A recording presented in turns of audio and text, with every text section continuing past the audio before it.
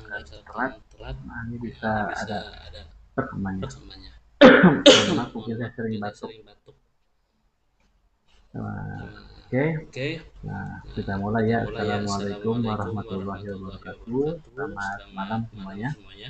Nah, alhamdulillah kita ketemu lagi malam hari ini. Malam hari ini masuk ke pertemuan 13. Namun akan saya bahas dulu pertemuan yang lalu, pertemuan 12.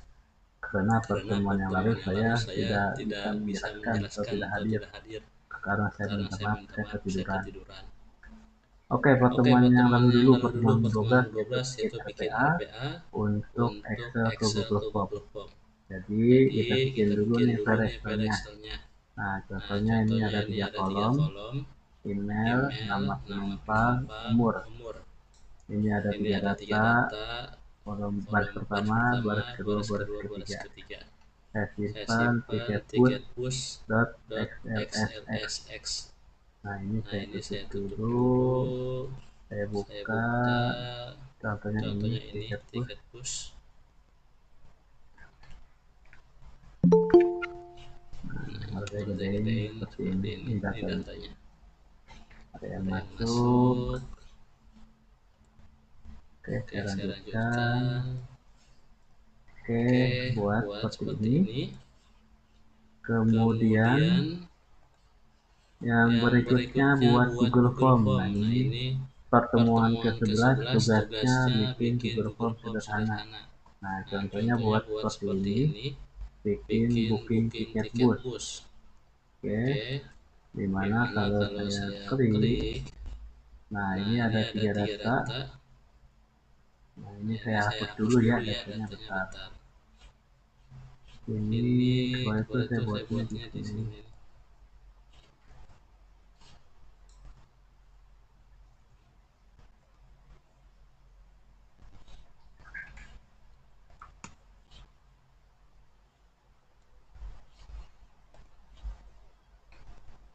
Nah, buatnya di akun Google.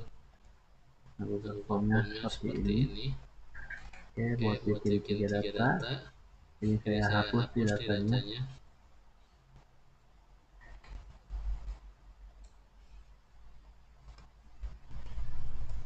Oke, kosong datanya ya. Nah, kemudian kalau sudah bikin, nah sekarang kita bikin bagaimana RPA itu akan memasukkan data dari Excel secara otomatis ke dalam Google Form. Oke, nah di sana kita bikin RPA-nya lewat iPad, proses, kemudian saya simpan. Ini saya buat di C, klik kanan, new, folder namanya Excel. Oke, select folder, create. Nah, diawali karena tadinya kita bikin Excel, ya kan? Nah, tapi nantinya kita bikin activity diagram, yaitu namanya Excel Process Scope. Nah, ini kalau misalkan belum, ini harus install terlebih dahulu ya, itu lewat install package. Ini kalau sudah saya bikin, ini belum terbuka. Nah, install package ini gratis, asal terhubung ke internet, nanti akan di-download fitur-fitur untuk Excel. Nah, salah satunya ada Excel Process Scope. Jadi kalau sudah ada, kita isikan di dalam do-nya, yaitu use Excel file. Kita cek ada belum. Nah, ini udah siap. Nah, itu di install package di sini, diklik. Nah, tinggal dicari misalkan Excel. Nah, nanti akan keluar. Nah, ini UFF Excel Activity. Nah, ini udah saya instalkan. Oke, Classification 3.1. Nah, cara ngeceknya bisa dipilih bintang. Di sini Excel Process Scope. Nah, kalau misalkan belum ada, nanti tidak akan muncul, harus tetap diinstalkan. Kalau sudah diinstalkan, kita double klik. Nah, seperti ini dia akan download package-nya. Karena mungkin ada yang kemarin minta di-update, kita belum update. Nah, biasanya dia per week. Seminggu 2 kali, kadang-kadang kan seminggu sekali untuk minta update. Jadi belum saya update ya. Karena untuk minggu ini pertemuan ke-13 tidak bahas RPA, jadi kita bahas tentang PLC. Oke, sambil nanti nunggu, nanti kita menggunakan Excel Process Scope, kemudian use Excel file. Nah, di sini kita klik, kita pilih file Excel tadi, yaitu namanya tiket bus. Nah, nanti kalau sudah, kita isikan di dalam roomnya, yaitu untuk pembacaan isi file tersebut, yaitu rank, read rank, seperti ini.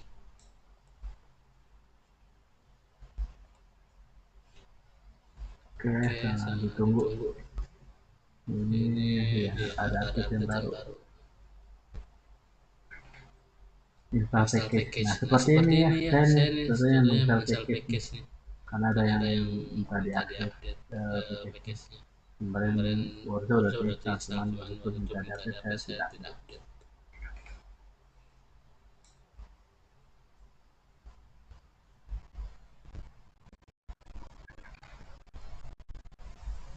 Terlihat tidak file yang saya share ini? Lihat Pak. Oke. Kalau misalkan tidak terlihat atau suara saya kurang jelas, info ya. Menunggu ini. Saya jelaskan lagi, nanti kalau sudah read rank, kita atur sheet berapa. Nah, kayak kali ini adanya cuma sheet 1 doang. Kalau saya buka, jadi hanya di worksheet, nah ini namanya sheet 1 doang, sisanya tidak ada. Ini akan dibaca seluruh kolom dan baris ya. Nah, ada yang masuk.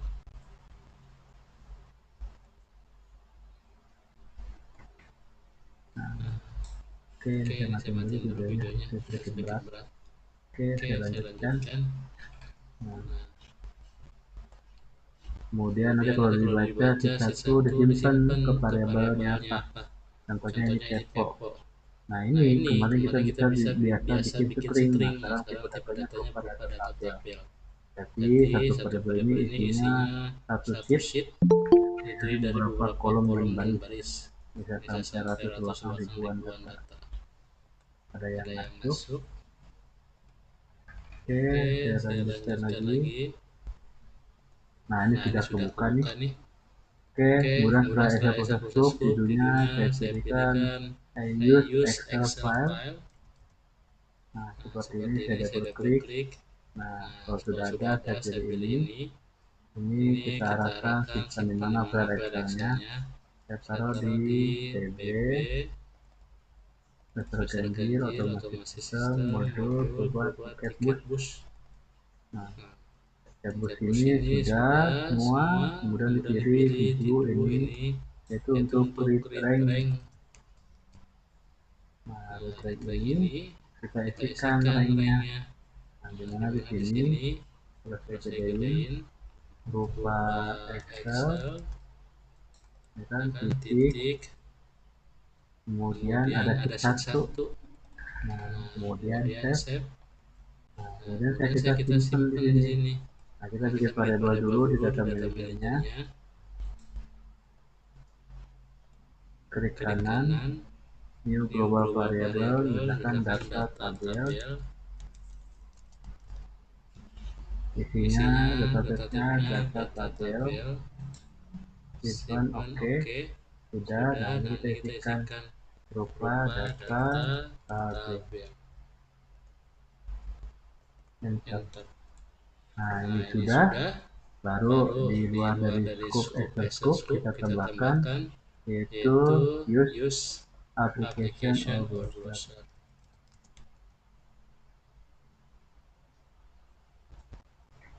Application or browsernya, nah ini juga bisa download, minta diupdate. Karena kemarin tuh seingat saya tuh minta diupdate, cuma saya nggak update. Jadi ya setiap komponen atau aktivitas yang saya panggil dia akan diupdate. Karena terbukti internet nih sekarang komputer saya, maka sekalian langsung di download package-nya. Tapi kalau misalnya nggak terhubung ke internet itu bisa langsung. Jadi kalau terhubung ke internet saja, kemudian menggunakan komponen, ya udah langsung doang otomatis. Oke, sama itu ditunggu ya. Nah, kalau sudah, nah, kemudian detect sudah. Nah, di sini disabilitas browser indicate-nya kita arahkan ke ini ya, ke alamat tiket busnya. Atau kalau saya klik tuh arahnya ke sini, ke tiket busnya. Nah, nanti kita isikan nama emailnya, nama pengunjungnya, umurnya, baru kita kirim. Nah, di sini nanti kita klik etiket, URL-nya apa otomatis seperti ini. Nah, selanjutnya itu kita tambahkan pembacaan variabel tadi, yaitu for each row in data tabel.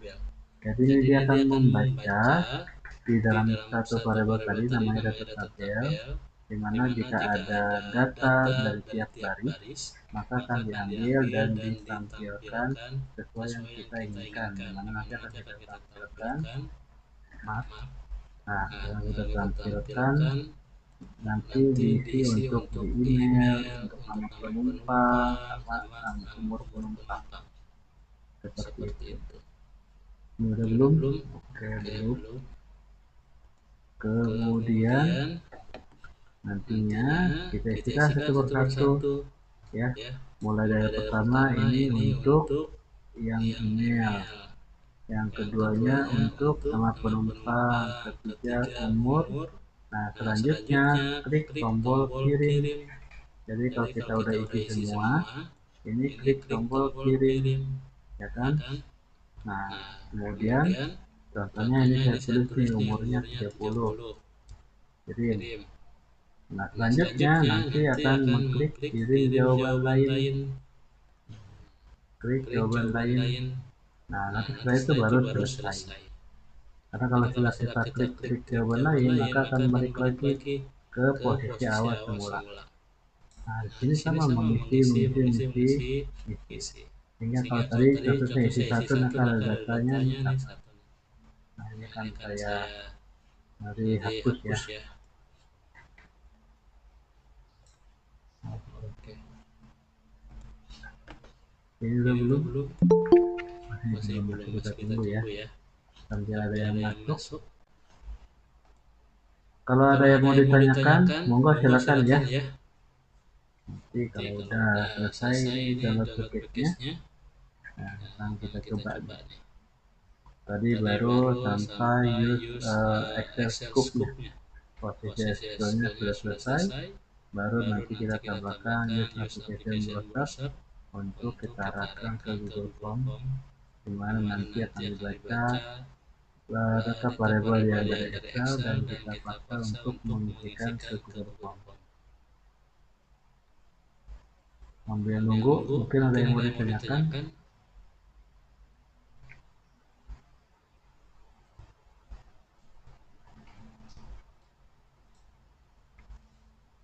Ini baru ada 11.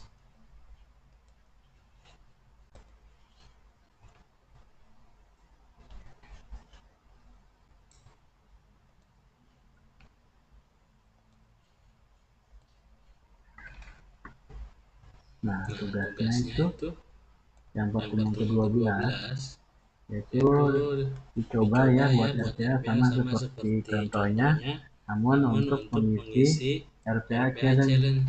Nah, RPA Challenge ini merupakan website plotnya dari Whitecast Academy, di mana menggunakan Excel.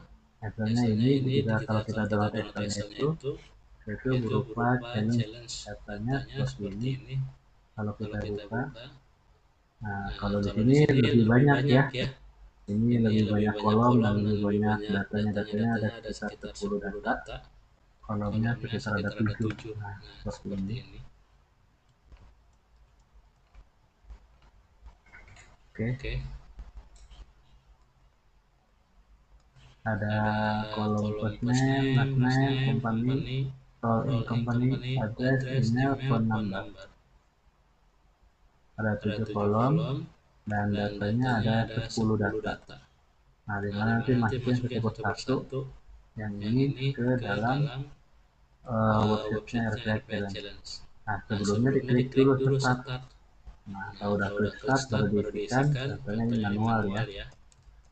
Dimana website ini dinamis, berubah posisinya dari email duluan, phone number, first name, address, tapi tuh sekarang routing company. Tapi datanya sama semua, nanti disesuaikan kalau membuat RPA-nya.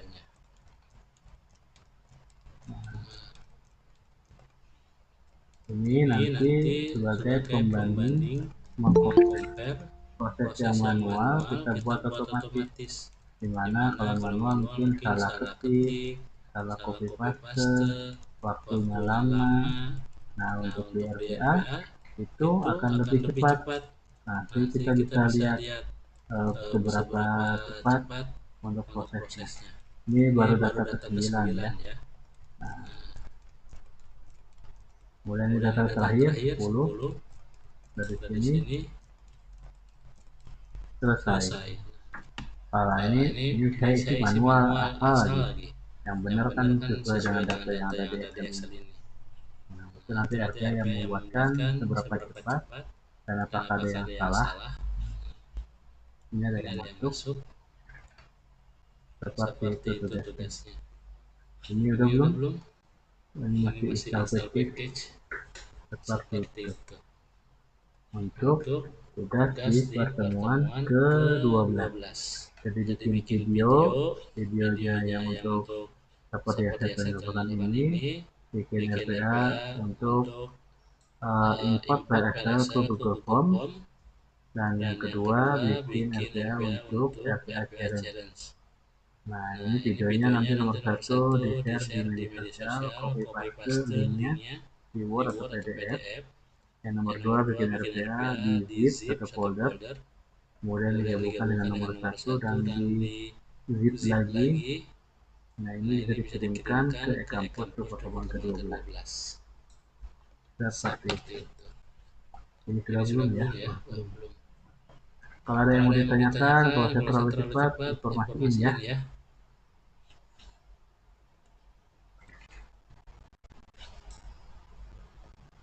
Sambil nunggu asal teknisnya, saya lupa udah ini saya cek lagi, ternyata betul update.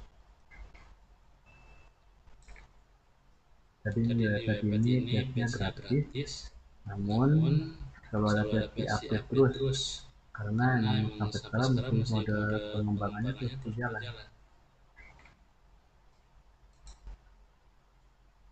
Dan di dunia memang digunakan versi yang sama seperti kita ini. Nah, para developer untuk membuat UI juga sama versinya sampai sekarang di dunia terakhir itu seperti ini. Jadi diusahakan kalian punya skill khususnya tentang RPA. Nah, pakai toolnya UiPath. Jadi RPA itu toolnya banyak ya. Bisa pakai end-to-end, UiPath, random access, automation access. Nah, ini salah satu yang gratis yaitu UiPath.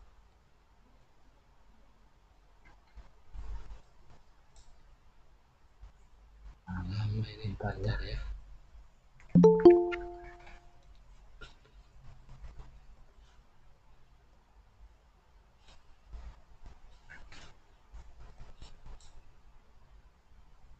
Ini sebenarnya udah di install package-nya, loading project-nya untuk meloadkan aktiviti diagram user application browser. Butuh waktu tergantung baiknya install yang diinstal di laptop atau PC yang bersangkutan. Nah, tempat saya itu banyak, makanya lama. Jadi kalau misalkan tempat kalian juga banyak ya segitu lama. Tapi kalau misalkan sedikit, karena ini digunakan untuk mengakses semua aplikasi mempunyai UI.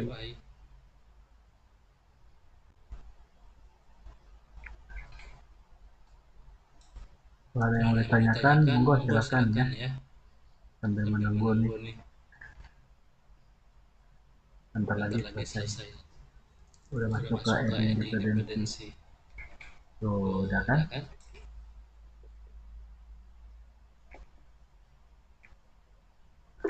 Alhamdulillah, bentar. Nunggu di refresh. Nah, saya buka dulu nih. Ini kita akan menyisipkan ke sini.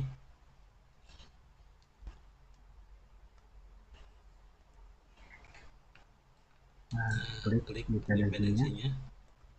Kita arahkan ke sini. Saya ditunggu session helper yang muncul.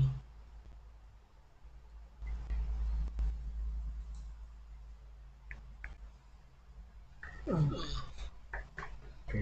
kita arahkan ke sini dan nanti akan ditandai targetnya. Belum muncul. Nah, sudah muncul, klik to select browser. Nah, nanti sudah ditandai confirm. Sudah dapat. Nah, berikutnya di dalam menu ini kita isikan namanya untuk membaca variabel tadi, namanya for each row in data tabel. Oke, nah di sini ini namanya apa? Tadi saya bikin data tabel, kita isikan data tabel.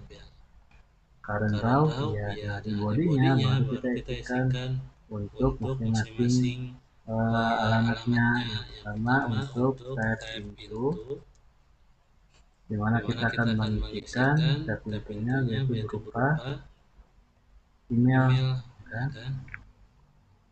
Tunggu sampai sinyalnya muncul. Nah, kita double klik isinya di sini, ditandai targetnya. Sudah dapat, confirm. Nah, ini kita hubungkan di mana yang ini di servisnya di sini kita ketikkan. Nah, yaitu kita tuliskan current row titik item. Nah, itemnya ini yaitu sesuai dengan nama kolomnya. Tadi kolomnya yaitu email titik to string. Simpan. Nah, saya cek dulu ya. Salah tadi. Nah, email. Oke. Ini email. Nah, kalau sudah, nah berikutnya tab itu lagi untuk mengisikan nama penumpang. Kita arahkan ke sini. Klik untuk nama penumpang. Muncul, double klik.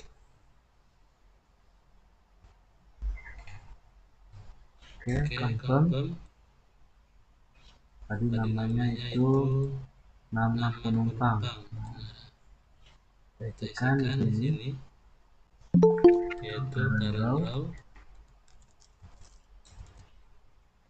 titik item berupa nama penumpang titik to string.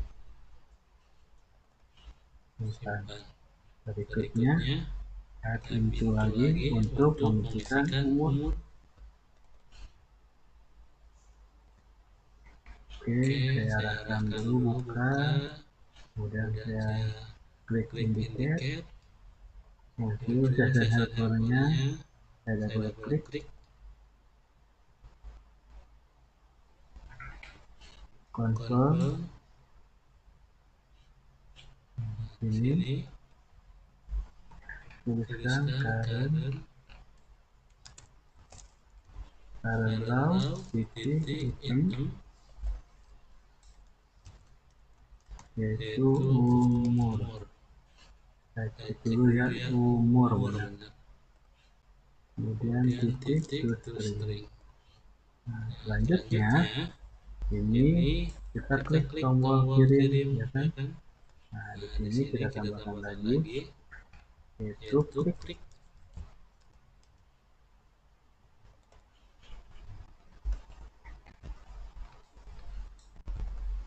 tombol kirim.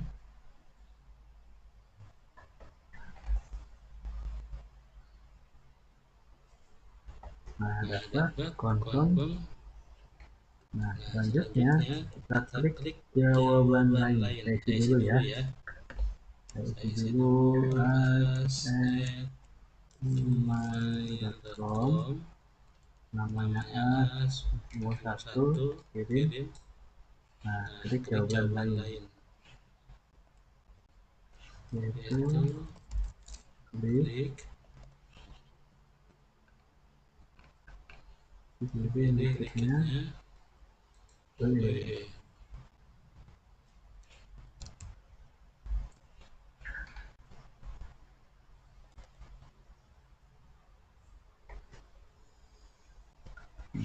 Confirm.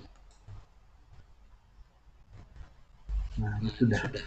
Sekarang saya hapus dulu datanya di sini ya. Tadi saya cek nih, yang saya masukin grup kirim jawaban lain. Ini datanya saya hapus dulu.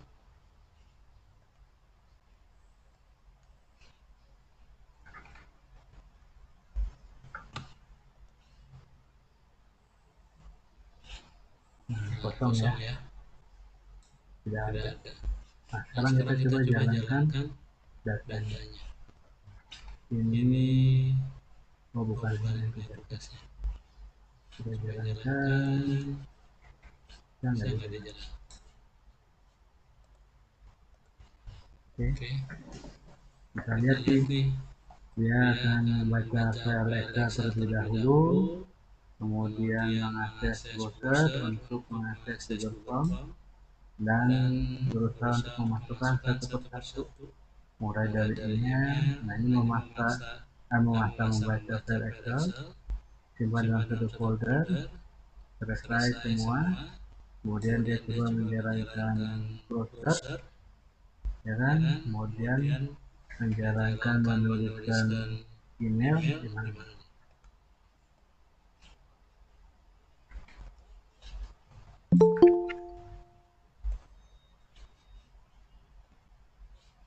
Sebentar, ada yang masuk. Kok nggak ada? Udah keluar malah.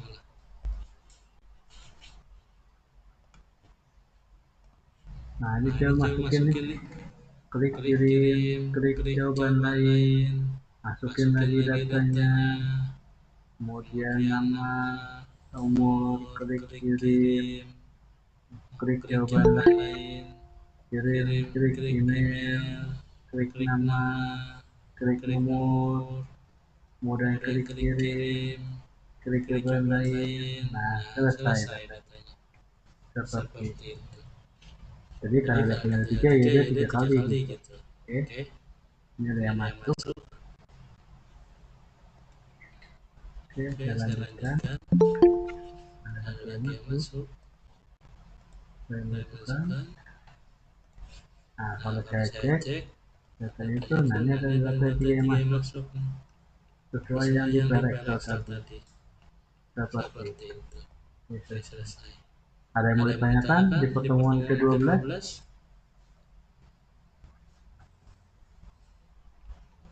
Nanti saya coba ya. Kalau ada yang kesulitan, tanyakan. Ini sudah saya rekam nih. Biasanya hasil rekamannya. Nah, selanjutnya kita bahas untuk malam hari ini pertemuan ke-13. Sebelumnya saya tanya, apa ada yang mau ditanyakan? Tidak? Halo? Belum ada, Pak. Oke, belum ada. Oke, kalau gitu saya lanjutkan di pertemuan ke-13 ini. Kita akan bahas yang namanya PLC, di mana PLC ini merupakan programmable logic controller. Nah, kalau dari sisi otomasi ya. Kalau dari sisi komunikasi, PLC itu power line carrier, jadi berupa pengirim data komunikasi lewat kawat kabel tembaga. Nah, itu bisa digunakan oleh kereta api atau PLN seperti itu. Nah, kalau di otomasi sistem, PLC itu yaitu programmable logic controller, di mana berupa komputer elektronik yang mudah digunakan untuk memprogram relay secara otomatis. Nah, kalau secara menurut KPL di tahun 82, ini merupakan sistem elektronik yang beroperasi secara digital dan didesain untuk industri, di mana sistemnya ada memori di dalamnya, ada memori RAM dan ROM. Kalau RAM itu tidak bisa dihapus, jadi di dalamnya berupa instruksi-instruksi yang mana kita bisa gunakan seperti counter, timer, atau logika, ataupun modul I/O. Nah, yang ROM itu bisa kita hapus, tulis, di mana digunakan untuk memprogram, baik itu menggunakan diagram ladder ataupun menggunakan HP command seperti itu. Kemudian ini ada blok diagramnya, di mana PLC terdiri dari 3 komponen. Yang pertama, unit prosesor. Yang kedua, modul I/O, dan yang ketiga, perangkat pemrograman. Nah, PLC ini di atasnya microcontroller. Nah, semester yang lalu kita belajar IoT itu menggunakan microcontroller, contohnya Arduino. Nah, di otomatis system ini kita belajar yang namanya PLC di atasnya lagi karena menggunakan microprosesor. Nah, berikut fungsi kerja dari ketiga komponen yang mana digambarkan dari diagram di bawahnya ini, yaitu ada modul keluaran berupa sensor yang masuk ke modul I/O. Khususnya dari sensor masuk ke modul input, dan modul outputnya nanti akan dikeluarkan berupa pengaturan relay untuk off atau on. Nah, modul keluaran atau modul I/O ini dikelola oleh unit prosesor, di mana prosesornya bisa kita program lewat AT command atau lewat diagram ladder seperti itu. Nah, berikutnya ini secara lebih kompleks, di mana di dalam unit prosesor ada yang disebut di blok diagram satu daya. Nah, kalau satu daya ini ada dua, ada satu daya luar, ada satu daya dalam. Nah, satu daya luar ini untuk mengcover seluruh modul I/O, unit prosesor. Nah, kalau untuk satu daya dalam ini hanya untuk modul prosesor saja. Karena spesial, jadi ini harus hidup. Jadi kalau misalkan ada yang ngedrop I/O-nya di prosesor tetap masih bisa jalan seperti itu. Nah, ini dijelaskan kita modul masukkan di mana berupa sensor yang akan masuk ke modul masukkan, kemudian si prosesor yang akan mengolah data dari modul masukkan dan akan mengirimkan ke modul keluaran untuk di set si relaynya untuk on ataupun untuk off. Kemudian ada satu daya dalam dan satu daya luar, di mana satu daya dalam hanya dipergunakan untuk di unit prosesor dan satu daya luar itu untuk keseluruhan blok diagram, baik itu dari si prosesor, si modul input ataupun modul output. Kemudian, nah, si PLC ini dia mempunyai dua sinyal analog dan sinyal diskrit. Nah, sinyal diskrit yaitu hanya dua cirinya, yaitu 0 dan 1. Jadi diskrit on atau off, true dan false. Kalau sinyal analog, sinyalnya dia mempunyai range batas, misalkan 0 sampai 5. Nah, seperti misalkan sensor temperatur, sensor suhu, sensor cahaya, kemudian juga sensor tegangan, arus, dan sebagainya. Nah, untuk ini nanti akan kita bahas minggu depan untuk kelanjutannya ya. Nah, selanjutnya di dalam pengenalan PLC ini yaitu ada satu komponen penting yaitu relay, di mana relay pertama kali digunakan yaitu sebagai komponen yang mengimplementasikan logika switching. Dulu di tahun 70-an relay ini sebagai rangkaian pengendali, itu sebagai otaknya. Nah, kalau sekarang berupa prosesornya sebagai otaknya. Nah, di mana ketika ada versi ditemukan dan dipergunakan, maka menggantikan delay posisinya saat itu. Karena bentukannya besar ya. Kalau sekarang di PLC itu sebenarnya relay juga, cuma bentukannya sudah kecil, sudah kompleks. Nah, relay waktu di zamannya dia masih menggunakan yang namanya relay elektromekanis, di mana pergerakannya berupa pergerakan mekanis jika dialiri energi listrik. Nah, konsepnya ini di mana relay elektromekanis itu ada dua. Satu, sebagai alat yang menggunakan gaya elektromagnetik untuk menutup atau membuka kontak saklar. Dan yang kedua, saklarnya ini bisa digerakkan secara mekanis bila dialiri arus listrik. Seperti itu konsep sederhana relay elektromekanis. Nah, kalau secara umum relaynya banyak digunakan yang pertama di remote control. Nah, sama seperti yang selalu di IoT, yaitu bisa kita nyalakan dan mematikan relay tersebut dari jarak jauh. Kemudian bisa juga digunakan untuk penguatan daya atau amplifier untuk arus dan teganan. Biasanya dipakai di mana? Yaitu di starting di mobil. Makanya ketika kita starting di mobil itu menggunakan ampli untuk menguatkan arus dan teganannya supaya bisa hidup. Dan yang ketiga, pengatur logika kontrol suatu sistem. Nah, ini biasanya dipakai di alat-alat elektronik di rumah seperti AC, printer, kulkas, mesin cuci, dan lain-lain. Seperti itu. Dan ini konsep prinsip kerjanya ya, di mana relay mekanis itu hanya ada dua, yaitu coil dan kontak. Di mana coil berupa lilitan yang dialiri arus listrik, maka akan menghasilkan gelombang elektromagnetik. Nah, gelombang elektromagnetik ini akan menarik armatur. Armatur ini nanti akan menggerakkan yang namanya kontak untuk normali close atau untuk normali open, NO atau NC. Seperti itu. Dan ini contohnya kalau misalkan sudah di-energize, di mana si coil mendapatkan energi, maka akan timbul gaya elektromagnetik yang menarik armatur.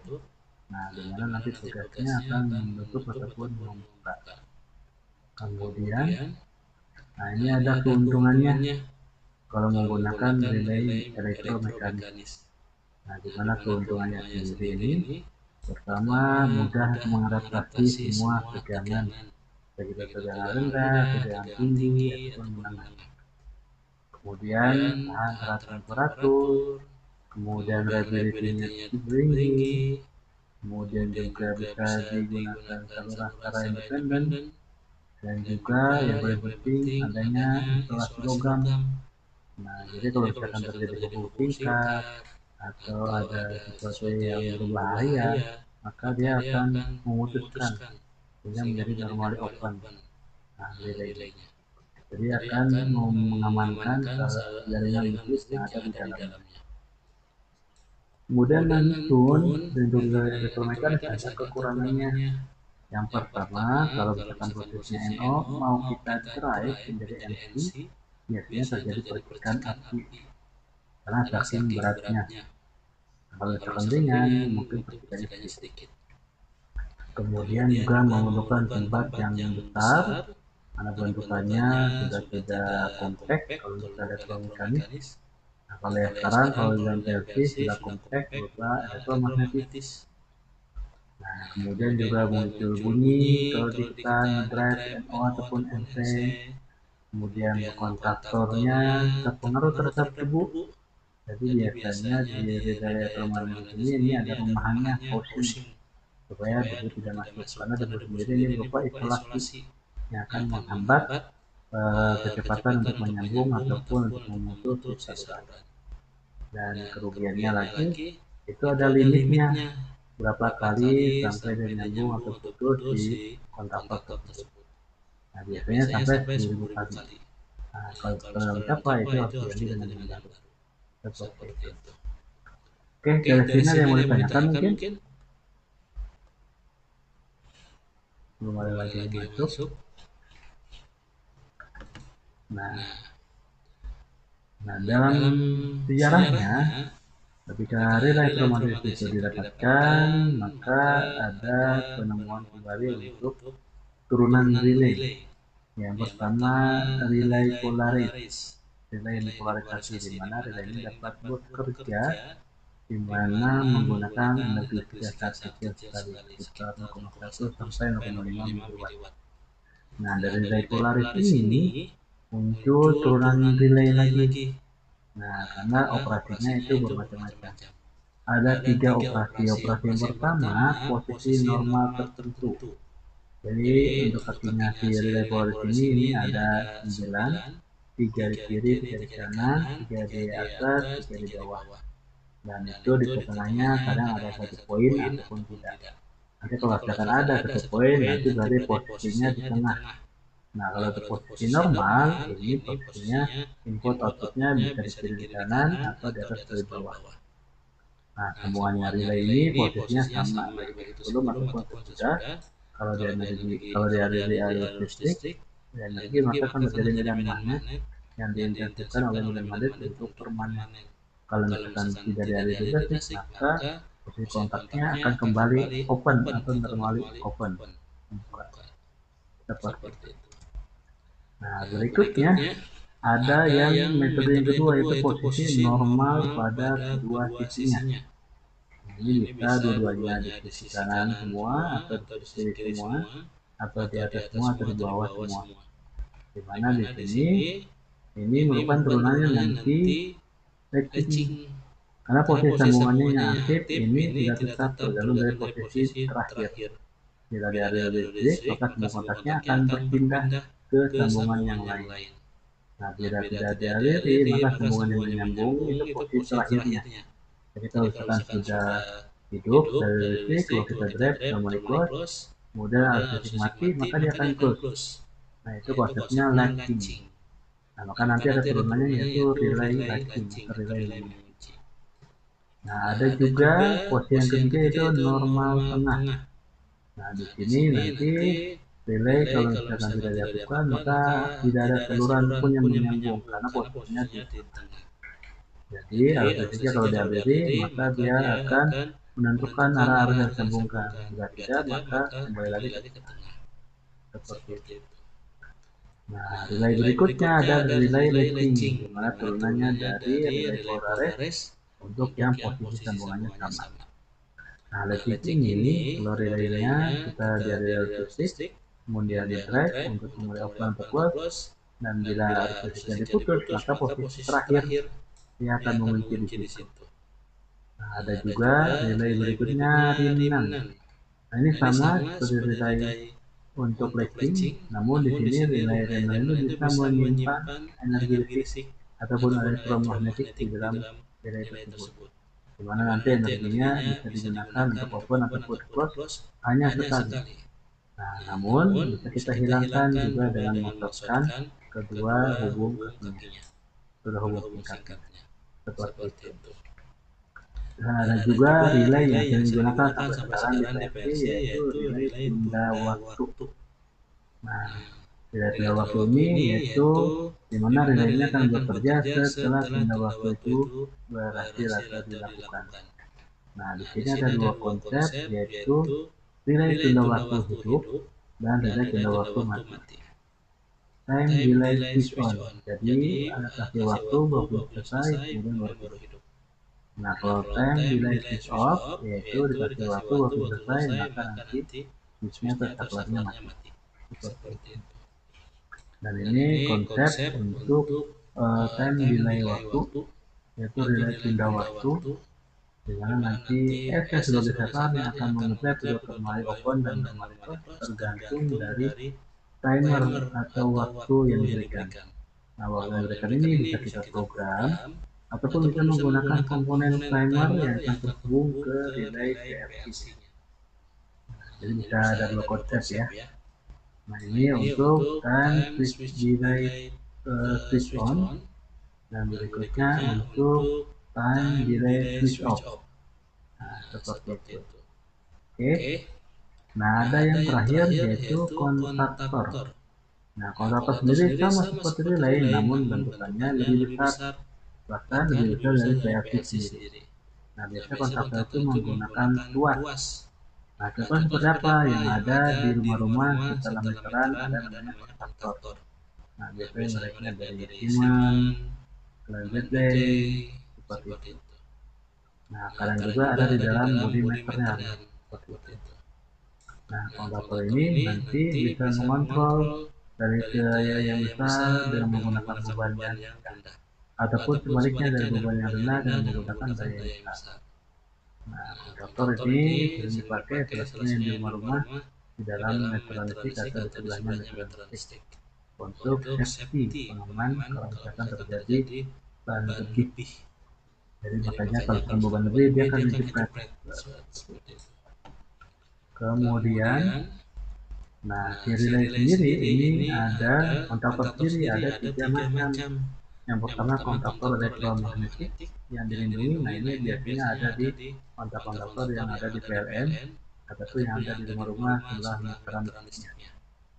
Kemudian juga kontaktor dengan elektromagnetik inti. Nah ini biasanya ada di dalam modul trafo.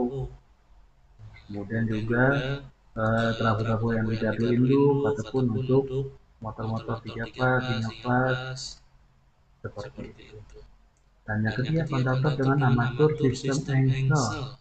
Nah biasanya di rata-rata elektronik, contohnya dispenser untuk air dingin, air panas, dan juga heat energy. Seperti itu. Oke, dan di kontaktor sendiri ada plus minusnya. Dimana kalau misalkan plusnya tentu beban tinggi bisa diaktifkan dengan beban rendah ataupun sebaliknya. Kemudian terdapat isolasi logam untuk safety. Bila terjadi hubung singkat maka ini akan menjepit atau off atau open kontaktornya, sehingga nanti sirkuit berikutnya akan aman.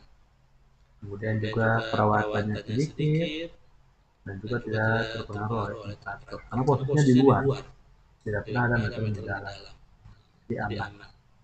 Nah, namun kerugiannya satu mudah aus. Kalau sering on off itu sering mudah aus. Kemudian ukurannya besar, bisa terlihat langsung oleh mata, dan juga biasanya akan menimbulkan suara untuk orang ataupun untuk off, dan juga ada limit batasnya. Jangan sampai biasanya sih sampai 10.000 kali cepat untuk on off-nya. Seperti itu. Oke, itu untuk pertemuan hari ini. Jadi pada hari ini kita bahas tadi pertemuan yang 12 tentang RPA, yaitu memasukkan file Excel ke Google, dan juga untuk malam hari ini pertemuan 13 kita bahas tentang pengenalan PLC. Nah, minggu depan lanjut ke PLC bagian kedua, lusanya kita bahas RPA lagi. Oke, monggo silakan kalau ada yang mau ditanyakan. Belum ada yang masuk. Jangan lupa untuk tugasnya ya. Tugasnya paling lambat sebelum UAS, dan itu individu sendiri. Monggo silakan kalau ada yang mau ditanyakan.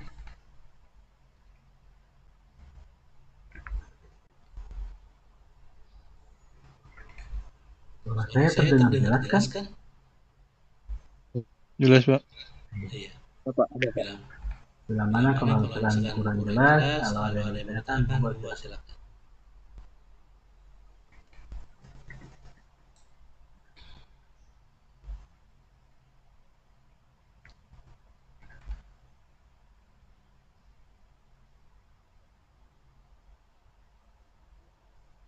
Dan mohon maaf ya, saya masih bisa ke kampus. Entah kenapa kalau sekarang jam segini udah ngantuk.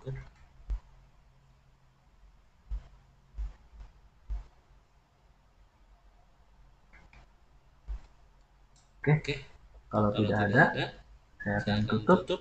Bila mana ada yang ditanyakan di jam kuliah, monggo silakan ya. bisa tanyakan di WA grup atau japri ke saya, atau misalkan lewat email juga monggo silakan. Nanti insya Allah kita ketemu lagi minggu depan, masih online ya. Mohon maaf saya masih belum bisa ke kampus. Oke, saya akhiri. Wabillahi taufiq wal hidayah. Assalamualaikum warahmatullahi wabarakatuh. Selamat malam. Waalaikumsalam warahmatullahi wabarakatuh. Terima kasih, Pak. Ya,